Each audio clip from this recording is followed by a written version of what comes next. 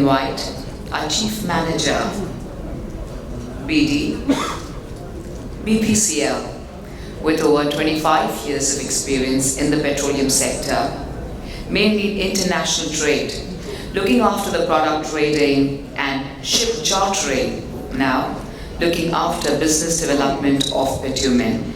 It's time for us to hear about the domestic bitumen production and the availability. Let's put our hands together as we invite our dignitary, Mr. Sandeep Kovilji. A wholehearted welcome to you, dear sir.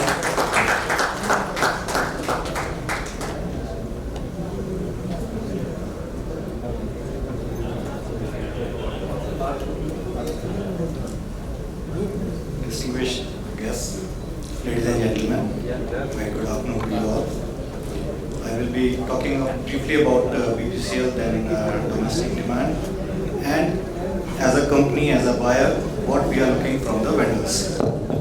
So that will be the part of my presentation. We all know that world has been severely impacted by the COVID, and most of the businesses were virtually grind to a halt. BPCL exhibited great resilience and swung into action and adopted the new norm. Our workforce was working day and night to ensure the uninterrupted production and ensuring supplies to the essential services during this difficult time. And we all must have experienced the supply of LPG, domestic LPG to our homes even during the most difficult of times. So that was the way BPCL workforce adapted to the new norms, and that is the reason why we are at the moment. Now all these things finally led to the position. These figures are as of March 21st. BPCL now is the second largest oil marketing company with 38.74 MMTPA of domestic sales volume with 22% of market share. Third in terms of refining capacity, which is 15.33% of the Indian refining capacity. And in Fortune 500, we are 309 as of March 21st. So we have certain allocates and awards to us in last financial year. Now, just to give you a brief about the asset portfolio, we are a fully integrated company with presence in the upstream, middle and downstream segments. We have assets in 7 countries, like you can see, Russia, Brazil, Mozambique being more prominent of these, with 20 blocks in 26 exploratory discoveries. They are at various stages of project, and in the mid and downstream sectors, we have 4 refineries. I have taken NRL here because though we have disinvested NRL in March, we still hold marketing rights for next 10 years. So that's how it's figuring here. Now with again 38.3 MMT of capacity and 937 kilometers of pipeline from Vadina to Bina, that's the crude pipeline. With we have 2 SPMs at Vadina and Kochi. Then the marketing infrastructure, pan-India, we have 80 retail depots, 54 LPG plants, aviation stations, glue belting plants and various joint ventures. Pipeline network again more than 2200 kilometers and growing, and which is having a rated capacity of 17.8 MMTPA. Now the distribution network, which is the key to our kind of marketing setup, we have more than 18,000 retail outlets and more than 6,000 LPG distributorships. The major ones now being going into the rural Indian sector.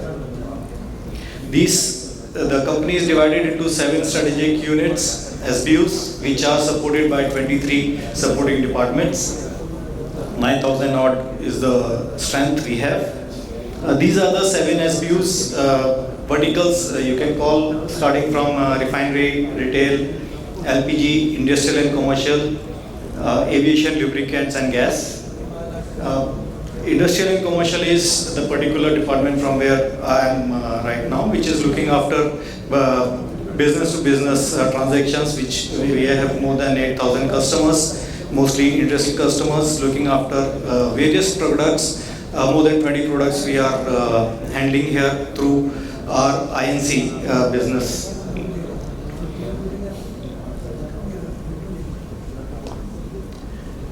These are the locations of our refinery setups. As you can see, our flagship refinery in Mumbai, though rated capacity is 12 MMTPA, it is working much beyond that at 14.5 most of the time. Then Kochi is one of the largest refineries with 15.5 MMTPA. It is also most of them running 16 plus. Then Bina now we are fully taking over from Oman our shares. So this will be 100% owned by BPCL. That is also working at more than rated capacity. NRL obviously is now out of our hold except for the marketing rights. Then all the refineries are BS and IMO compliant now. And we have the flexibility of processing various types of crudes. In fact, we had a distinction of processing crudes from every continent in the world. So that has been something we are very proud of. Now coming back to this is the bitumen production levels, not much of change over the years. This includes the government as well as the private sector. Again, like you can see 5.5 MMTPA is the overall capacity as of now. In terms of percentage, we hold around 14% of the production capacity compared to IOC's again 47%, HPC around 20-21%. So that is the major portion as far as the production goes. And like Mr. Kache also touched upon that, we don't see much of expansion coming up by the petroleum oil companies in this particular segment as far as enhancement of the bitumen production capacity goes. Now, domestic production numbers for last 5 years like this, we all know there was a growth till 18-19, substantial growth in fact, but then there was a dip in 19-20. Again, we see the recovery in 2021. So hopefully we should be touching up now to the pre-pandemic region. These figures are for the production of oil companies as well as the private companies put together. Most of the exports are here for Nepal and Bhutan. Imports, again, we have seen gradual increase over a period of years. Like you can see the domestic production CAGR was minus 1.1. If you see the 5-year span, domestic consumption is growing and so are the imports. So that clearly shows that the bridge is being filled up by the imports. Previous speakers have also given this projection. 13 5-year plan gives us 7.165 MMTPA is the projection for 21-22. So the thing of import is very clear.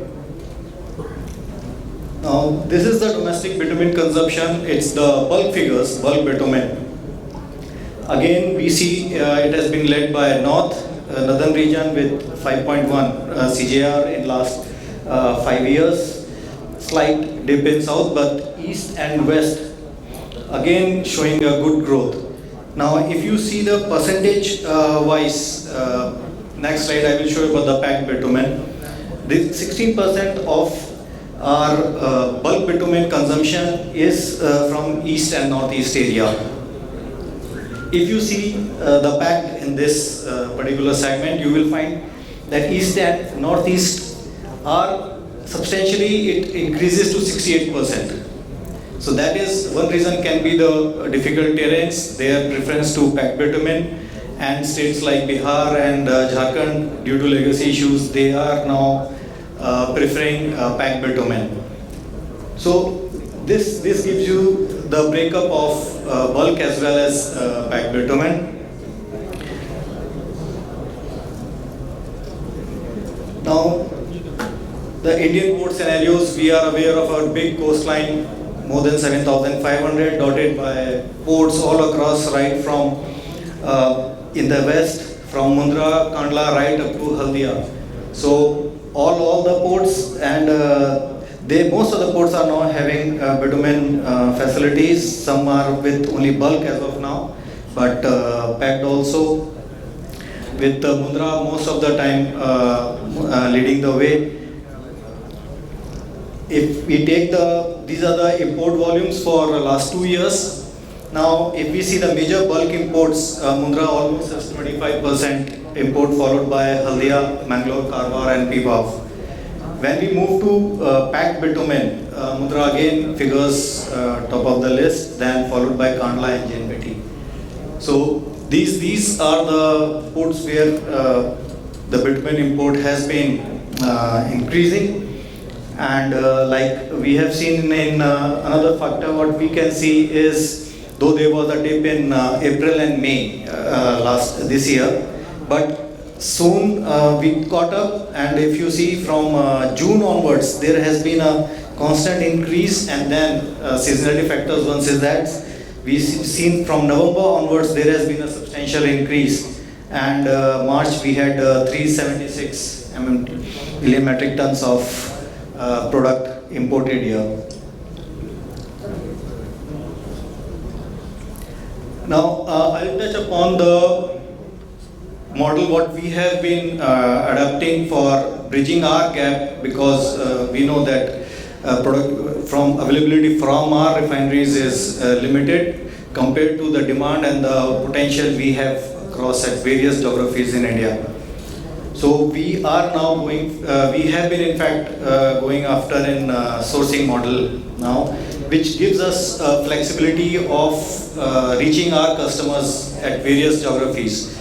So like our main refineries, Mumbai and Kochi, are at a particular on the west coast of India. But if we have to cater to the markets in other parts, then we have adopted this sourcing model, and it's going on well. So these are the factors which are in fact helping us in catering to these customers in various areas. Strategic move important here is the distance, because of the supply point sources and the different distance between the markets. Sourcing model has been very helpful in catering to those customers which are in the faraway zones. So this has given us flexibility for placing the products to our customers at the right time as per their requirements, and also at the price. This is a snapshot of the whole process, how it has been, things have been identified and executed. Started with the right quantity and quality as per our demand projections. Then choosing the right partners through our tendering route. We have very strong parameters for analyzing and the partners, and I will touch upon that. What are the various factors we consider when we go for the tender, and the various things which have to be fulfilled by the party. That in that the infrastructure is playing a major role. Then the customer management, like I said, it is easier for us to cater those customers from the nearby areas. Then obviously vendor management in terms of various issues which crop up during the tenure. And normally we are going for 3 years plus contracts most of the time, and extending up to 5 years. So that gives a reasonably long period for us to do business with the parties. Then again, meeting the competition, being competitive in far off areas, and again preparing for the sales. So this has been the continuous model what we have adopted. These are the expectations when we float the tenders. These are the points what we consider. Safety again, the paramount. Safety again is one of the first things what we normally cater to. The terminals, the operating practices, what are existing in the setup. Then quality as per our specifications. And then assurance throughout the contract period that it will be available. Again, consistent availability. Dispatches, how the product is being received, handled in the storage tanks, and what are the discharge facilities available, and experience of the party. So these are the primary parameters. Then these are the eligibilities when we talk about the vendor. At least 3 years of experience with positive net worth, then past experience of handling petroleum products, and the agreement for or lease or owned storage tanks. The pricing is again based on the import parity. We have the formula for that, and what we basically look for is the consistent supplies, quality, because we have certain incidences where we had to reject the parcels because they were failing in quality. So that is something which we don't compromise on. And again, the supply and the flexibility by the party of meeting our increasing demand during the peak season, how flexible they are in running their units to meet our some certain spikes in the demand. So these things are very critical when we form the tender and when we discuss all these things with the parties. So what we are looking for is the adequate infrastructure at ports for import and storage and handling of the product. So that's all from my side. Thank you very much for your patient listening. Thank you.